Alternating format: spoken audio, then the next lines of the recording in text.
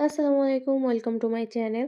আজকে আমি শেয়ার করব কিভাবে আপনারা ঘরে বসে মাত্র ৩টি উপকরণ দিয়ে পারফেক্ট স্পঞ্জ কেক তৈরি করতে পারবেন। একটা পারফেক্ট কেক তৈরি করার জন্য আপনাকে অবশ্যই একটা recipe A to Z follow করতে হবে। যারা একদমই নতুন কেক বানাইতে পারেন না অথবা অনেক রকম রেসিপি ফলো করেও পারফেক্টভাবে কেক বানাইতে পারেননি, তারা এই রেসিপিটা ফলো করে একবার বানিয়ে দেখুন। ইনশাল্লাহ আপনার কেকটাও পারফেক্ট হবে। দেখতেই পাচ্ছেন আমার বানানো কেকটা কতটা সফট আর স্পঞ্জি হয়েছে। চলুন তাহলে রেসিপি শুরু করা যাক। এখানে আমি রুম টেম্পারেচারে থাকা 2টা ডিম নিয়েছি। এখানে আমি হাফ কাপ ময়দার সাথে হাফ টিস্পুন বেকিং পাউডার চেলে নিয়েছি। আর নিয়েছি হাফ কাপ চিনি। এখানে ময়দা আর চিনির পরিমাণটা সমান হবে। আমি কাপগুলো দেখিয়ে দিচ্ছি। এটা হাফ কাপ। এই কাপের ময়দা এবং চিনি নিতে হবে। আর এটা হচ্ছে হাফ টিস্পুন। এটাতে বেকিং পাউডার নিতে হবে। এখানে আমি ডিম 2টাকে ভেঙে নিয়েছি এবং আজকে আমি কুসুমগুলো আলাদা করব না, একসাথে 2টাকে বিট করে নিব। ফার্স্টে আমি ডিমগুলোকে বিট করে নেব হালকা ফোমি হয়ে আসা পর্যন্ত।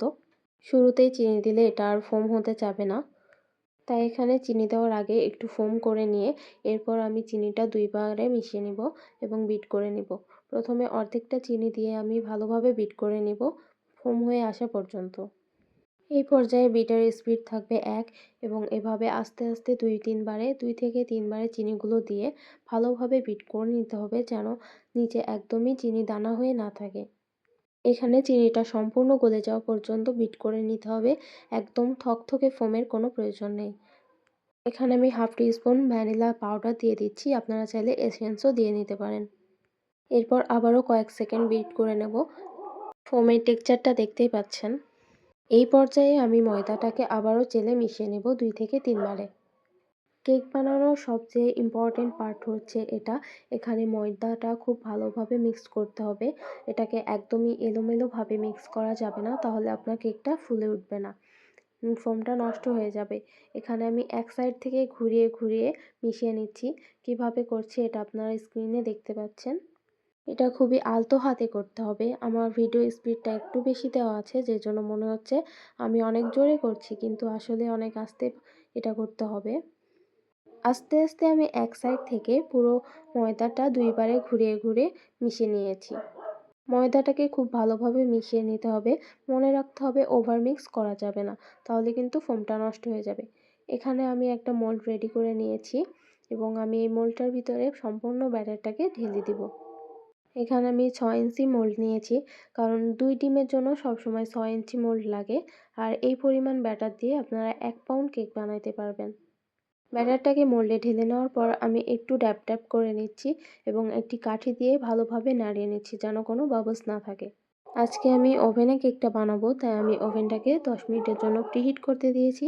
তাপমাত্রা থাকবে 160 degree, up down hit on থাকবে এবং ফাংশনটা অফ থাকবে। এবার আমি কেকটাকে দিয়ে নিয়েছি। টাইম দিয়েছি 30 মিনিট। 30 মিনিট পর আমি কেকটাকে একটু চেক করে নিচ্ছি সম্পূর্ণভাবে হয়েছে কিনা। 30 মিনিট পরেই আমার কেকটা হয়ে গেছে, তাই আমি ওভেন থেকে বের করে নিয়েছি এবং ঠান্ডা হওয়ার পর আমি এটাকে মোল্ড আউট করে নিচ্ছি। ওভেন বা চুলায় যেখানে কেকটা বানান, উপরে একটু ফুলে ওঠার পর একটু দেবে যাবে, এটা স্বাভাবিক। এটা নিয়ে ভয় পাওয়ার কোনো প্রয়োজন নেই। এবং আমি এই কেকটাকে আপনাদের কেটে দেখাচ্ছি কতটা সফট আর স্পঞ্জি হয়েছে। আপনারা এই সেম রেসিপি ফলো করে চুলাতেও কেকটা বানিয়ে নিতে পারবেন। সেক্ষেত্রে চুলার আঁচটা থাকবে মিডিয়াম লোতে এবং মোটা তলাযুক্ত পাতিল নিয়ে 30 মিনিটের জন্য বেক করে নেবেন। চলুন আমরা কেকটা কেটে দেখাই। আজকে আমরা এটাকে 2টা স্লাইসে ভাগ করে নিচ্ছি। আপনারা চাইলে 3টা স্লাইসেও ভাগ করতে পারেন। দেখতেই পাচ্ছেন আমাদের কেকটা কতটা পারফেক্ট হয়েছে। আর আপনারা যদি পারফেক্টভাবে কেক বানাতে চান তাহলে অবশ্যই ট্রাই করবেন।